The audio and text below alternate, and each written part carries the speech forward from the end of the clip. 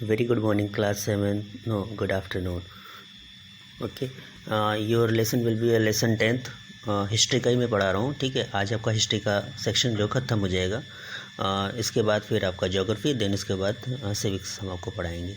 Okay, तो lesson 10 में political changes in 18th century. Okay, 18th century आप जैसे कि जानते हो 16 से लेकर के 18th सेंचुरी तक मुग़ल साम्राज्य काफ़ी हावी था, लगभग 200 साल तक। तो उनका डिक्लाइन का क्या रीज़न था यहाँ पे 18th सेंचुरी में है। औरंगज़ेब उस टाइम पे मतलब कि रूलर थे, और औरंगज़ेब के डेथ के बाद ही उनके जो बच्चे थे वो क्या है, वो इतने विशाल साम्राज्य को संभाल नहीं पाए, ठीक है। उनका जो रूल करने का तरीका भी था औरंगज़ेब का, वो पूरी तरह से बदला हुआ था। वो उसने डेक्कन मतलब साउथ में उसने अटैक किया, और उनका जो व्यवहार था राजपूतों के साथ वो अनफ्रेंडली था, ठीक है। तो बाद के जो मुग़ल आए थे तो इस लार्ज एम्पायर को संभाल नहीं पाए, और उनके जो लड़के थे सक्सेसर्स, वो भी क्या है कि इस जो सूबेदारी को अच्छी तरह से डील नहीं कर पाए। तो इनके डेक्लाइन का या फिर नष्ट होने का यही मेन रीज़न है। साथ ही साथ वो क्या करते थे, जब उनके पास फाइनेंशियल प्रॉब्लम हुई तो वो किसानों और ज़मींदारों पे इसका बोझ डाल दिया, ठीक है, कलेक्ट करने के लिए। और साथ ही साथ उनकी जो कंडीशन थी वो पैथेटिक तब हो गई जब नादिर शाह एक ईरानी और एक अहमद शाह अब्दाली, ये जो अफ़गानी रूलर है, इन्होंने अटैक कर दिया, ठीक है। उनके अटैक करने का जो ईयर है 1739 है नादिर शाह का, और अहमद शाह अब्दाली का 1761। आगे बढ़ते हैं। उनका एम्बिशन ऑफ पावर जो था, स्पेशली जो दो ग्रुप आए थे ईरानीज और तुरानीज सॉरी, तो ये last Mughal ruler was just puppet in between the these two group, ठीक है। इन दो ग्रुप के ये बिल्कुल कठपुतली बन गए थे, जो भी उस टाइम पे स्पेशली औरंगज़ेब था, तो औरंगज़ेब उनका कठपुतली बन गया था। और उनके जो लड़के थे स्पेशली मुग़ल शाह के, जैसे फारूक शियार और आलमगीर, इनको मतलब कि इनका कत्ल कर दिया गया, ठीक है, असैसिनेटेड। एंड टू अदर जो मुग़ल थे अहमद शाह और शाह आलम टू, इनको मतलब कि उनके ही लोगों ने जो थे, उनके जो नॉबल्स लोग थे, उन्होंने उनको अंधा कर दिया था। और उसके बाद क्या हुआ, न्यू स्टेट्स हमारे इंडिया के अंदर नए नए राज्य बने, ठीक है। बहुत से इंडिपेंडेंट अपने आप को उन्होंने स्वतंत्र घोषित कर दिया अपने राज्य को। इसमें से जो फेमस थे अवध, जो हम जिस एरिया में रहते हैं, ठीक है, ये मुग़ल के अंडर में ही थे। बंगाल, हैदराबाद, ये सब पावरफुल रूलर थे। इसके अलावा राजपूत राज्य थे जो मतलब कि अपने आप को स्वतंत्र और इन्जॉय करते थे। और भी थे independent states like Maratha, Sikh, Jat, ठीक है। उनको भी पूरी तरह से इन्होंने क्या कि अपने कब्जे में लेकर के, और मुग़ल जो है अपने कब्जे में मतलब अपने आप इन्होंने स्वतंत्र करा लिया था मुग़ल से। और किसके दम पे, आर्मी के दम पे, ठीक है, आर्म्ड स्ट्रगल। यहाँ पे नेक्स्ट आएंगे हैदराबाद। हैदराबाद का जो स्थापना की थी उसका नाम है निर्माण उल मुल्क आशफ जहाँ, ठीक है। इन्होंने अपने आप को भी इंडिपेंडेंट घोषित कर लिया था, बट ये किसी न किसी तरह से मुग़ल से जुड़े हुए भी थे, ठीक है, खासकर अवध, बंगाल और हैदराबाद, ठीक है, क्योंकि ये बहुत ही इंपॉर्टेंट था मुग़ल के लिए, तो इस जगह को वो छोड़ना नहीं चाहते थे। He act like a independent ruler, he acted independently quietly, ठीक है। वो अपने आप को स्वतंत्र शासक मानते थे, साथ ही साथ अपने आप को इंडिपेंडेंट, पूरी तरह से इंडिपेंडेंट मानते थे। State of Hyderabad had the continuously fight against the Marathas. ये जो स्टेट था, ये लगातार इन लोगों के बीच में युद्ध होता रहा दूसरे स्टेट के साथ। जो दूसरे स्टेट थे उसमें मराठा थे, तेलुगु चीफ थे, ठीक है, जिसे नायक के नाम से जानते थे, और उस ब्रिटिश भी थे। नेक्स्ट है Awadh. Awadh was a rich prosperous region, ठीक है। उस टाइम में अवध जो था वो बहुत ही मोस्ट फर्टाइल था, ठीक है। यहाँ पे प्रोडक्शन जो है बहुत अच्छा हुआ करता था।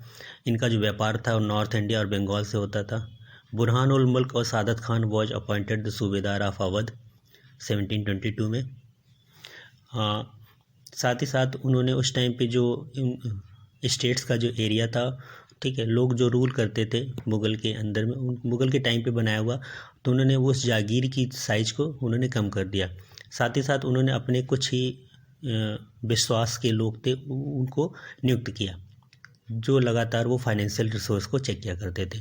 ठीक है, रेवेन्यू भी जो किसानों के थ्रू कलेक्ट किया जाता था वो ज़्यादा बोझ नहीं था, बल्कि किसान के ऊपर डिपेंड था कि वो कितना मतलब कि अपने आप खुद से रेवेन्यू को दे सकते हैं एज टैक्स की तरह। ठीक है, ये तो अवध का शासन था। अवध का शासन मतलब कि बिल्कुल इंडिपेंडेंट था, यहाँ पे ज़्यादा मतलब किसी प्रकार का पब्लिक में कोई दबाव नहीं था। नेक्स्ट है बंगाल का। बंगाल के जो थे संस्थापक मतलब एक तरह से वो मुर्शीद कुली खान। ठीक है, ये नायब ड्यूटी थी इनकी as a governor of Bengal. He was already the governor of Odisha and Bihar Bengal. उस टाइम पे बंगाल जैसा कि आप लोग जानते हो बिहार भी अटैच था, उड़ीसा भी अटैच था और यहाँ तक कि बांग्लादेश भी अटैच था। ठीक है, इतने बड़े एरिया को बंगाल कहा जाता था। उसकी जो कैपिटल थी वो ढाका थी। ठीक है, और मुर्शीद कुली खान ने कैपिटल को ढाका से कन्वर्ट करके मुर्शिदाबाद कर दिया था। साथ ही साथ उसने कृषि को भी काफ़ी मतलब कि इनकरेज किया और जो पुअर फार्मर थे, गरीब किसान थे, उनको लोन दिया। ठीक है, और लोन देने का जो प्रोसेस था that is called revenue collection. मतलब एक तरह से जो रेवेन्यू कलेक्ट होकर आता था उसके थ्रू ही मतलब लोन दिया जाता था ताकि किसान अपना खेती कर सके और फिर वापस टैक्स के रूप में कलेक्शन करने का काम एज पर द जमींदार। ठीक है, वहाँ पे जमींदारी सिस्टम थी। राजपूत का है, राजपूत अंबर और जोधपुर के शासक थे। ठीक है, मुगलों से हमेशा ये इनकी लड़ाई हुआ करती थी। ये भी अपने आप को स्वतंत्र घोषित कर दिए थे 18वीं सेंचुरी में।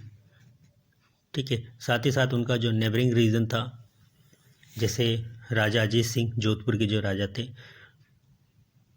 और गुजरात इन्होंने सवाई राजा जय सिंह अंबर के राजा थे। ठीक है, जैसे अजीत सिंह थे वो गवर्नर ऑफ गुजरात थे, सवाई राजा सिंह वो अंबर के थे और गवर्नर ऑफ मालवा। उन्होंने नागपुर और अंबर रूलर को कनकॉर्ड करके, साथ ही साथ उन्होंने अपने वो जो था अपने राज्य की सीमा को और बढ़ाया था। ठीक है, तो कुछ लोगों ने नागपुर तक बढ़ाया और कुछ जो राजपूत थे वो बूंदी तक किए थे। ठीक है, सवाई राजा जय सिंह और बहुत अच्छा ही प्रशासक था, उसका मतलब प्रशासन काफ़ी योग्य था। उसने साथ ही साथ जयपुर शहर को मतलब बसाया और कुछ साइंटिफिक ऑब्जर्वेशन का निर्माण किया, जैसे कि जंतर मंतर, जो कि दिल्ली, जयपुर, उज्जैन और मथुरा में। ओके, नेक्स्ट है the Sikh community organise themselves into a state called Punjab. Guru Gobind Singh was the fight against the Rajput and Mughal. होता क्या था बेटा कि जैसे कि एक अवध है, एक राजपूत है और एक मतलब कि मराठा है, ये तो मतलब कि मुग़ल से लड़ते ही थे, साथ ही साथ आपस में भी लड़ते थे, क्योंकि अपना एक्सपेंशन कोई बढ़ाना चाहता था तो दूसरों के ऊपर अटैक करके वो होता था। तो इनकी लड़ाई सिर्फ मुग़ल और ब्रिटिश से ही नहीं थी, मुग़ल और ब्रिटिश के अलावा खुद आपस में भी हुआ करता था, आपस में भी ये लड़ते थे। ठीक है, तो इसमें से गुरु गोविंद सिंह थे, उन्होंने खालसा पंथ बनाया। ठीक है, पंजाब का निर्माण किया। इनका जो ग्रुप होता था वो जाट कहलाता था, जो मुग़लों का विरोध करता था। ठीक है, और या फिर अफ़गानियों का विरोध करता था। जल्दी ये जाट जो है ऑर्गेनाइज्ड हो गए एक ग्रुप के अंदर, जिनको माइल्स या ग्रुप कहलाता था। ठीक है, जिसके एक सेपरेट चीफ हुआ करते थे। उसमें से एक रणजीत सिंह थे जो सिख की ग्रेट लीडर थे और एक चीफ थे शुक्राचार्य माइल्स। इन्होंने ज़्यादातर जो स्थापना की थी वो सिख किंगडम कहलाता था। ठीक है, और इनकी जो राजधानी थी वो लाहौर थी उस टाइम पे। और जैसा कि आप जानते हो कि पाकिस्तान उस टाइम पे इंडिया में था, तो इनका जो कैपिटल था वो लाहौर था। नेक्स्ट है Maratha kingdom. Maratha kingdom was set up by the Shivaji. ठीक है, with the support of powerful various families Deshmukh. Backbone of Maratha के जो उनके मतलब रीढ़ की हड्डी जो माने जाते थे वो किसान कहलाते थे, इसलिए शिवाजी है इन किसानों का मतलब कि उपयोग भी करते थे, साथ ही साथ गुरिल्ला युद्ध के लिए भी वो सपोर्ट करते थे। ठीक है, इनके जो मेन वो थे सारे आर्मी थे, स्पेशली गुरिल्लाज जो कभी भी किसी भी टाइम अटैक कर सकते थे। Shivaji death power went into hands of ब्राह्मण। जब शिवाजी की डेथ हुई तो इनकी जो सारी जो शक्तियाँ वो चली गई ब्राह्मण के हाथों में। ठीक है, उस टाइम पे जो मेन जो सक्सेसर थे वो पेशवा थे, जिन्होंने अपने मराठा किंगडम की कैपिटल पुणे कर दी थी। Malwa and Gujarat were seized. Malwa और गुजरात जो है कब्जे में कर लिया गया। Peshwa was so strong he could levy a chauth and the sardeshmukhi. तो चौथ और संदेह मुखी एक तरह से टैक्स है जो मतलब कि लिया जाता था, और मराठा का जो रूल था वो राजस्थान, पंजाब, बंगाल, उड़ीसा, कर्नाटका, तमिलनाडु इन जगहों पे था। ठीक है, तो ये अपनी सेवा वो देते थे और सेवा के बदले में उनको चौथ मिलते था। एक तरह से कह सकते हो पैसा मिलता था, वो पैसे फ्रेंचाइजी जिसे कहते हैं आजकल के शब्दों में फ्रेंचाइजी, उसी को चौथ बोलते थे उस टाइम पे। Great Mughal chiefs were Scindia of Gwalior. Gwalior के जो मेन राजा थे उस टाइम पे मराठा में वो सिंधिया थे, जो आज भी आप देखने को मिलता है, वो फेमस है। ठीक है, उनके जो वंशज हैं नाम सुनते हो, गायकवाड़, बड़ौदा के गायकवाड़ थे, नागपुर के भोसले। ठीक है, जो प्रॉस्परस ट्रेड का रीजन था वो मराठा का जो कैपिटल है पुणे माना जाता है। लास्ट है जाट। जाट काफ़ी प्रॉस्परस थे, एग्रीकल्चरिस्ट थे। ठीक है, और इन्होंने लगभग लेट 17 और 18 की में अपने आप को इंडिपेंडेंट घोषित किया था।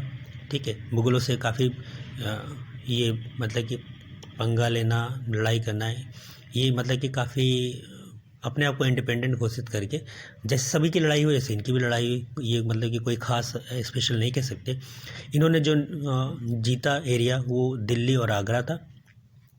Surajmal was the prominent Jat ruler of Bharatpur. ठीक है, भरतपुर के जो राजा थे स्पेशली फेमस वो सूरजमल थे। ठीक है, ग्रेट स्टैंडिंग आर्मी कहलाती थी उनकी, और इन्होंने भी मुग़लों को परास्त किया था। यहाँ आपका लेसन ख़त्म होता है। ओके बच्चों, जो मैंने पढ़ाया वो आप अच्छे से ध्यान से सुनिए, और मैं आपकी ये एक्सरसाइज अभी भेज देता हूँ, राइट, और क्वेश्चन आंसर्स भी। Thank you so much.